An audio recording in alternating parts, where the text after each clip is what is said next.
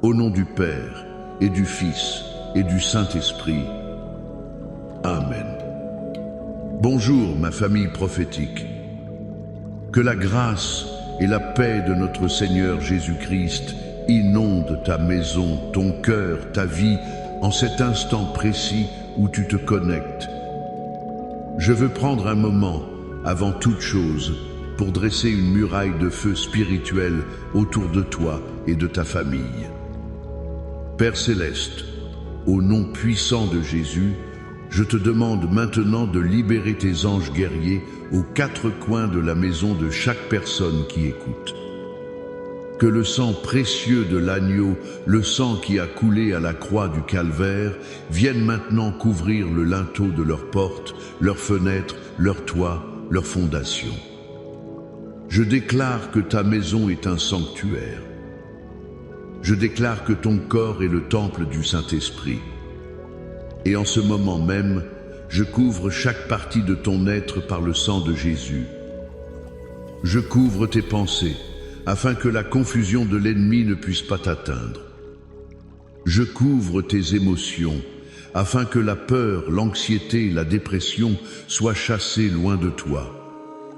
Je couvre tes finances, ta santé, ton mariage, tes enfants. Chaque parcelle de ta vie est maintenant scellée, protégée, sanctifiée par le sang rédempteur de notre Sauveur. Saint-Esprit, Esprit de vérité, Esprit de conseil, Esprit de force, nous t'invitons maintenant. Viens remplir cette atmosphère. Viens et prends le contrôle total de ce moment. Révèle-nous les profondeurs du cœur du Père. Apporte la consolation là où il y a la douleur. Apporte la clarté là où il y a le doute. Je sens très fort dans mon esprit en ce moment de prier pour toi qui te sens paralysé par un esprit de peur. L'épreuve que tu traverses ne t'a pas seulement affaibli, elle t'a terrorisé. Tu as peur de l'avenir, peur du rapport médical, peur de la prochaine facture, peur de la solitude. Mais la parole de Dieu déclare dans 2 Timothée, chapitre 1, verset 7, « Car ce n'est pas un esprit de timidité que Dieu nous a donné, mais un esprit de force, d'amour et de sagesse. » Alors, en ce moment même, au nom de Jésus, j'ordonne à cet esprit de peur qui t'a tourmenté de te lâcher. Je le lis et je le brise. Je brise les chaînes de l'anxiété qui serrent ta poitrine. Je brise le joug de l'angoisse qui pèse sur tes épaules. Et je libère sur toi maintenant un esprit de force pour te relever, un esprit d'amour pour chasser toute crainte et un esprit de sagesse pour te montrer la prochaine étape à suivre. Reçois ta délivrance au nom de Jésus. Amen. Famille prophétique, je suis tellement heureux de passer ce temps avec vous. Avant d'entrer dans la parole, je veux t'inviter à faire partie de ce mouvement. Si ce n'est pas déjà fait, abonne-toi à cette chaîne, clique sur le pouce bleu pour aimer cette vidéo et surtout partage ce moment avec au moins 7 personnes de ton entourage. Sept, le chiffre de la perfection divine. 7 personnes qui, tu le sais, ont besoin d'une parole d'encouragement, qui traversent une épreuve et ont besoin de voir leur foi fortifiée. Écris aussi dans les commentaires « Amen, je reçois ma force » pour que nous puissions nous unir dans la foi. Et je veux que tu saches quelque chose de très important. Reste avec moi jusqu'à la toute fin de cette session, car à la fin, je vais prendre un temps de prière spécifique et puissant pour toi, qui te sens attaqué par des flèches invisibles, des flèches de découragement et de doute qui te frappent quand tu es seul. Nous allons briser cela ensemble. Aujourd'hui, le Seigneur a mis sur mon cœur de parler d'un sujet vital. Comment fortifier notre foi dans les épreuves en s'appuyant sur la prière du psaume 91. Beaucoup d'entre nous connaissons ce psaume. Nous le récitons, nous l'affichons sur nos murs, mais je veux que nous allions plus profondément aujourd'hui. Je veux que ce ne soit plus seulement un texte, mais une réalité vivante et puissante dans ta vie. L'épreuve n'est pas un signe que Dieu t'a abandonné. L'épreuve est souvent le terrain d'entraînement où Dieu veut faire de toi un soldat d'élite de son royaume. Mais pour cela, ta foi doit être fortifiée. Le premier point que je veux partager avec toi se trouve dans le tout premier verset du psaume 91. Celui qui demeure sous l'abri du Très-Haut repose à l'ombre du Tout-Puissant. Je veux que tu t'arrêtes sur le mot demeure. Le mot hébreu ici est yashab, qui ne signifie pas simplement visiter ou passer par là. Il signifie s'asseoir, habiter, rester, s'établir. Le secret de la protection et du repos au milieu de la tempête n'est pas une prière d'urgence que tu fais quand tout va mal. Le secret est une relation que tu as cultivée avant que la tempête n'arrive. Dieu ne nous promet pas une protection conditionnelle à nos appels au secours de dernière minute. Il la promet à celui qui demeure. La protection du psaume 91 Newton n'est pas un gilet de sauvetage que tu attrapes en cas de naufrage. C'est le bateau insubmersible sur lequel tu vis chaque jour. Trop de croyants traitent leur relation avec Dieu comme une assurance incendie.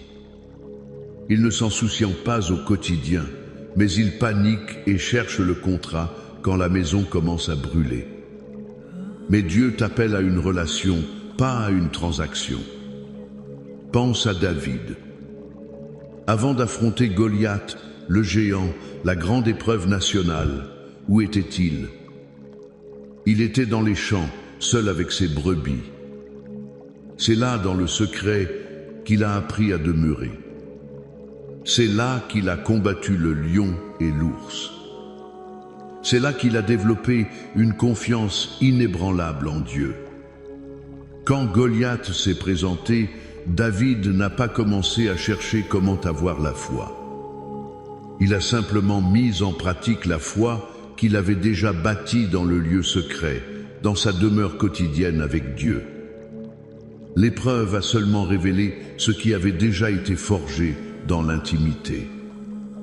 Alors la question pour toi aujourd'hui est: où demeures-tu? Passes-tu plus de temps à demeurer dans l'anxiété des nouvelles, dans l'amertume des réseaux sociaux ou dans la présence du Très-Haut? L'épreuve que tu traverses est une invitation divine à changer ton adresse spirituelle. C'est un appel à déménager de la rue de l'inquiétude pour venir habiter sur l'avenue de sa présence. Peut être que tu te sens coupable en entendant cela, parce que tu sais que tu ne pries que lorsque ça va mal. Laisse cette culpabilité derrière toi. La grâce de Dieu est nouvelle ce matin.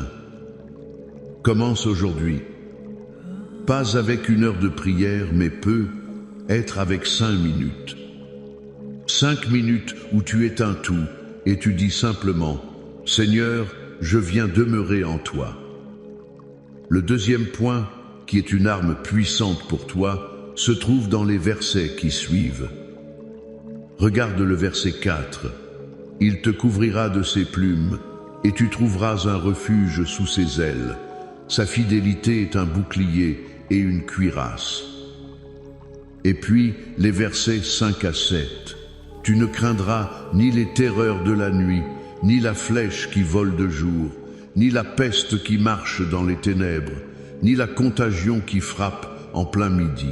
Que 1000 tombent à ton côté, et 10 000 à ta droite, tu ne seras pas atteint. Souvent, nous voyons ces promesses comme de simples boucliers défensifs. Nous nous cachons derrière en attendant que l'attaque passe. Mais Dieu veut te montrer que ces promesses sont aussi des armes offensives. Quand tu es totalement protégé, couvert, et que tu sais que sa fidélité est ton bouclier, la peur disparaît. Et quand la peur disparaît, qu'est-ce qui se passe? Tu commences à avancer.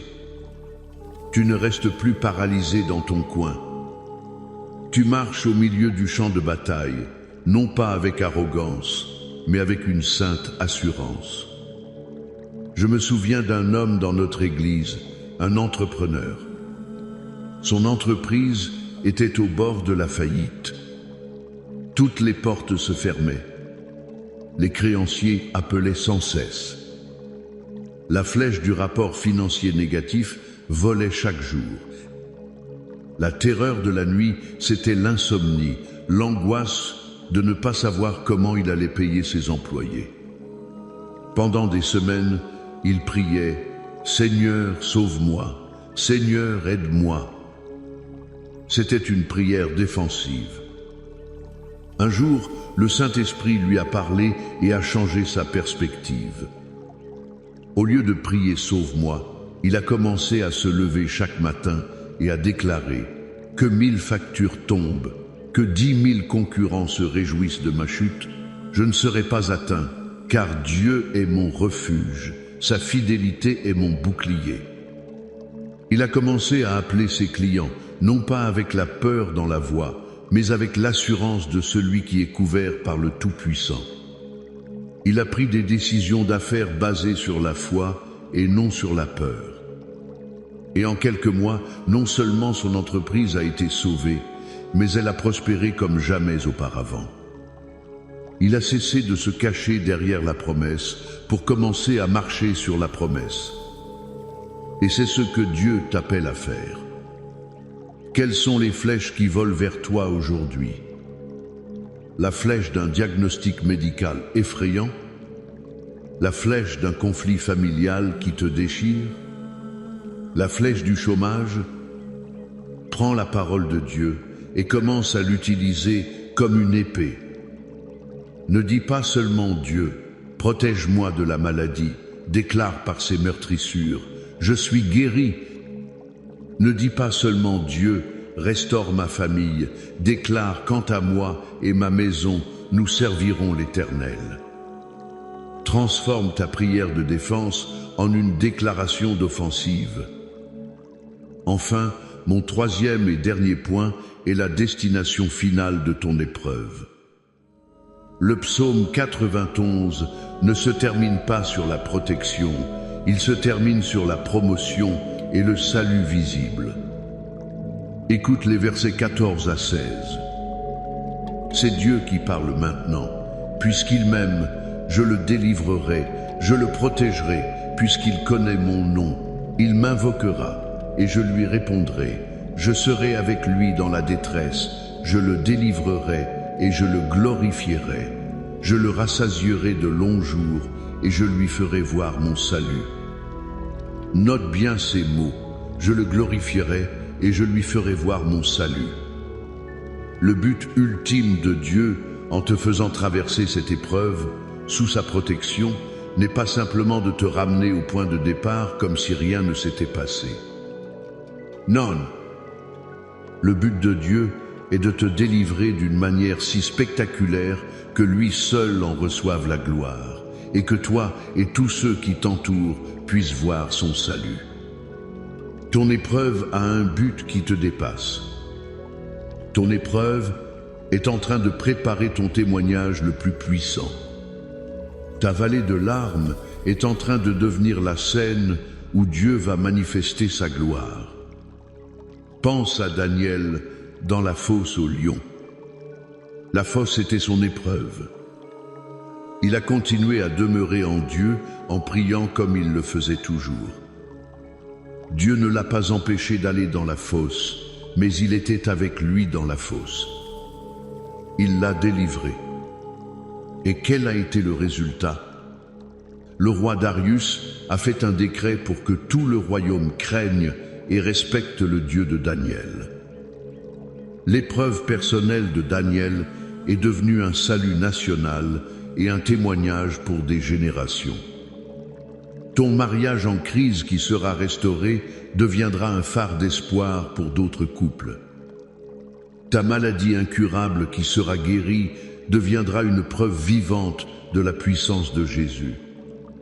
Ta faillite financière qui se transformera en abondance surnaturelle montrera au monde que ton Dieu pourvoit. Ne méprise pas ton épreuve. Elle est le tremplin de ta promotion spirituelle. Dieu veut te glorifier, non pas pour ton orgueil, mais pour que son nom soit élevé à travers ta vie. L'épreuve que tu traverses n'est pas ta fin de parcours. C'est l'introduction du prochain chapitre de gloire que Dieu écrit pour toi. Saisis cette vérité, accroche-toi à cette espérance. Maintenant, comme un acte de foi, je veux que nous déclarions ensemble, avec autorité et puissance, la totalité de ce psaume 91. Je vais le lire, et chez toi, lis-le à haute voix avec moi. Fais-en ta prière, ta déclaration, ton décret. Celui qui demeure sous l'abri du Très-Haut repose à l'ombre du Tout-Puissant. Je dis à l'Éternel, mon refuge et ma forteresse, mon Dieu en qui je me confie. Car c'est lui qui te délivre du filet de l'oiseleur, de la peste et de ses ravages. Il te couvrira de ses plumes et tu trouveras un refuge sous ses ailes. Sa fidélité est un bouclier et une cuirasse. Tu ne craindras ni les terreurs de la nuit, ni la flèche qui vole de jour, ni la peste qui marche dans les ténèbres, ni la contagion qui frappe en plein midi. Que 1000 tombent à ton côté et 10 000 à ta droite, tu ne seras pas atteint. De tes yeux seulement tu regarderas, et tu verras la rétribution des méchants. Car tu es mon refuge, ô Éternel. Tu fais du Très-Haut ta retraite. Aucun malheur ne t'arrivera, aucun fléau n'approchera de ta tente. Car il ordonnera à ses anges de te garder dans toutes tes voies. Ils te porteront sur les mains, de peur que ton pied ne heurte contre une pierre. Tu marcheras sur le lion et sur la spique, tu fouleras le lionceau et le dragon. Puisqu'il m'aime, je le délivrerai, je le protégerai, puisqu'il connaît mon nom. Il m'invoquera, et je lui répondrai. Je serai avec lui dans la détresse, je le délivrerai, et je le glorifierai. Je le rassasierai de longs jours, et je lui ferai voir mon salut. Amen. Alléluia. Maintenant, incline ton cœur. Nous entrons dans un temps de prière.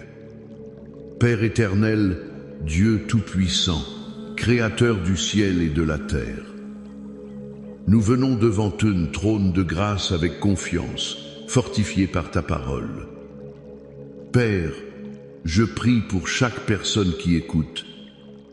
Je te demande, Seigneur, d'ancrer ces vérités profondément dans leur esprit.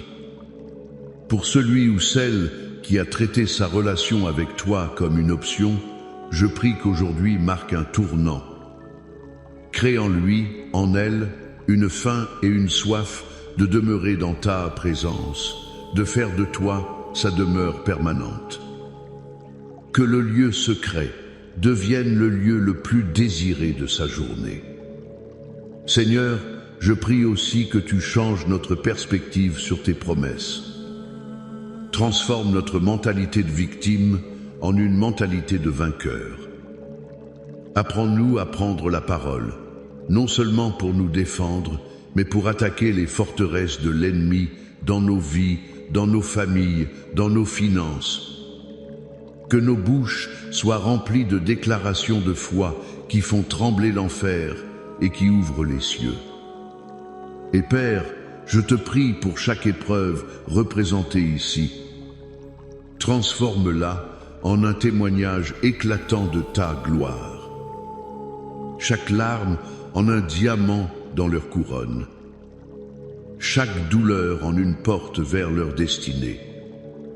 Ce que l'ennemi a voulu pour leur destruction, retourne-le, Seigneur, et utilise-le pour leur promotion et pour ton exaltation. Fais-leur voir ton salut. Et maintenant, Père, comme je l'ai promis au début, je lève ma voix spécifiquement pour chaque âme qui est tourmentée dans le secret. Pour ceux qui montrent un visage courageux au monde, mais qui, la nuit, dans le silence de leur chambre, sont bombardés par les flèches enflammées de l'ennemi. Au nom de Jésus-Christ de Nazareth, j'entre maintenant en guerre spirituelle contre ces esprits de mensonge et de découragement. J'ordonne à la flèche du doute qui murmure « Dieu t'a oublié d'être brisé maintenant ». C'est un mensonge.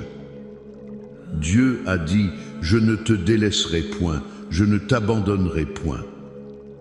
Je brise la flèche du désespoir qui dit « Tu n'y arriveras jamais ». C'est un mensonge. Tu peux tout par Christ qui te fortifie. Je brise la flèche de la honte qui te rappelle tes erreurs passées. C'est un mensonge. Il n'y a donc maintenant aucune condamnation pour ceux qui sont en Jésus-Christ. Je brise la flèche de l'auto-apitoiement qui te maintient paralysé. Lève-toi, soldat de Christ. Je libère sur toi une onction de paix, la paix qui surpasse toute intelligence, pour garder ton cœur et tes pensées en Jésus-Christ. Que le son des mensonges de l'ennemi soit maintenant couvert par le chant d'amour de ton Père céleste sur ta vie. Reçois ta paix, reçois ta joie au nom de Jésus. Et je continue de prier. Je prie pour la restauration des familles. Père, là où il y a division dans le mariage, j'ordonne la réconciliation et la guérison. Reconstruis ce qui a été brisé. Ramène l'amour et le respect. Pour chaque parent qui pleure un enfant prodigue, j'envoie la parole de Dieu pour le trouver là où il est et le ramener à la maison. Je prie pour une percée financière. Au nom de Jésus, je brise l'esprit de pauvreté, de manque et de dette. J'ouvre prophétiquement les écluses des cieux sur ta vie. Reçois des idées créatives, des promotions inattendues, des faveurs surnaturelles. Je prie pour la guérison divine.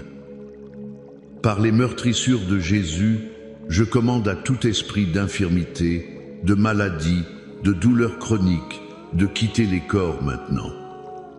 Sois guéri de la tête aux pieds, au nom de Jésus. Et je déclare que tout plan de sorcellerie, toute parole de malédiction, tout autel satanique dressé contre ta vie, ta famille, ton ministère, est maintenant détruit, annulé, rendu sans effet par le sang de l'agneau. La victoire est ton partage. La restauration est ta portion. La gloire de Dieu est ta destination. Et maintenant, reçois cette bénédiction finale. Que l'Éternel te bénisse et qu'il te garde. Que l'Éternel fasse luire sa face sur toi et qu'il t'accorde sa grâce. Que l'Éternel tourne sa face vers toi et qu'il te donne la paix. La paix dans ton esprit, la paix dans ta maison, la paix dans ton avenir. Au nom puissant et glorieux de Jésus. Amen et Amen. Soyez fortifiés, famille. À très bientôt.